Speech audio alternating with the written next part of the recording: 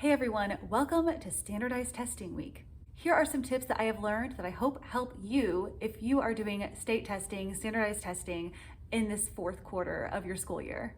Tip number one, provide bunnies for the students to pet during standardized testing week. Just kidding, that's not a real tip, but it is fun. Our science lab does have bunnies this week, so we took a break today to go hold the bunnies and they were so cute.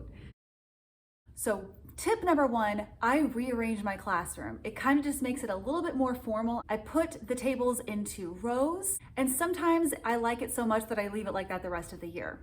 I lower my desk that I normally use for a standing desk, and I lower it like this so that I can sit at that so I can be facing the students. Tip number two, I use a visual timer. Some students get stressed about this test being timed. So if I say there are 20 minutes, I use my visual timer and I'll say, okay, this is a 20-minute test. There we go. That way the students can see how much time they have left, and then it does beep when it's over. I use that quite often actually for things that we do in class. Tip number three, make sure your students are on the right section of the answer sheet. Standardized testing normally has the test booklet and an answer sheet that the students fill in the circles for their answers.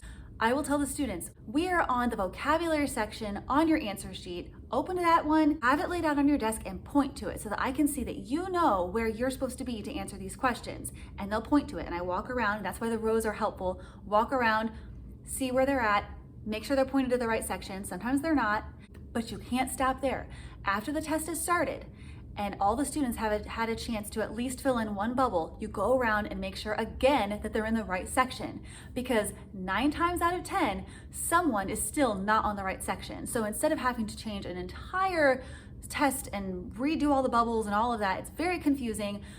Just make sure one more time that everyone's on the right section before you sit down and get settled. Tip number four, if your answer sheets fold in half, have a sheet of paper in between when the students are writing on this side, because if you are writing here and there are pencil bubbles that have been filled in here, it will bleed over to this side, and then you have a bunch of stuff you have to erase that isn't supposed to be there. So have the students either always answer with the answer sheet unfolded or put a sheet of paper in between there to catch those pencil marks from transferring over to the other side. Tip number five, have your students bring books to read when they're finished with testing.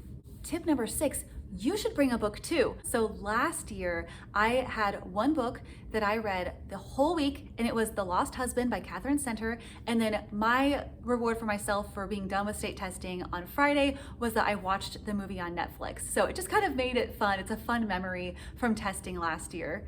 Tip number seven, make sure there's enough time in between each test for you to get up and stretch. Your students need to get up and move between each test because it can be a lot sometimes. So we also make sure that I try to get the kids outside. I take the kids outside every day after lunch just to go on a quick walk. We do that anyway, every single day. I take my kids outside after lunch. It's good for digestion, it's good for your mental health, and the students work so much better after they've been on that walk. So definitely plan time for that during the standardized testing. Tip number 8, allow your students to bring gum or mints with them to class if that helps them to concentrate during the test. I do not provide this for my students. Some teachers do, and that's really nice. You can do that if you feel like doing that. But I don't, because I have a lot of kids and a lot of tests. So students are allowed to bring it. I did make a rule where students were not allowed to share it, because what'll happen is you'll have the nice little students who bring enough just for themselves. 5 kids ask them for their pieces of gum, and then they don't have any for the rest of the day. And that's not really fair. It's hard to learn to say no when you're at this age, so I just told them no for them. I said, you're not allowed to share, and that way when the students bring their own stuff, they don't have to worry about having to share it with other friends. And tip number 9, don't stress. This can be fun. It is, like I said, a break right before the end of the year. We have just a few weeks left of school after standardized testing. So just take a breather, take a break from the curriculum, enjoy the break, and then you can get back to all the curriculum afterwards. Don't worry about the stuff you're missing. It's just 1 week, and I think it's kind of fun. Okay, I hope these tips help you. If you have any tips that you use in your classroom during standardized testing time, please leave a comment below, because I would love to know what you do to make testing a little bit easier or a little bit more exciting. I hope you guys are all having a great school year. We're almost finished. I'll see you next time. Bye.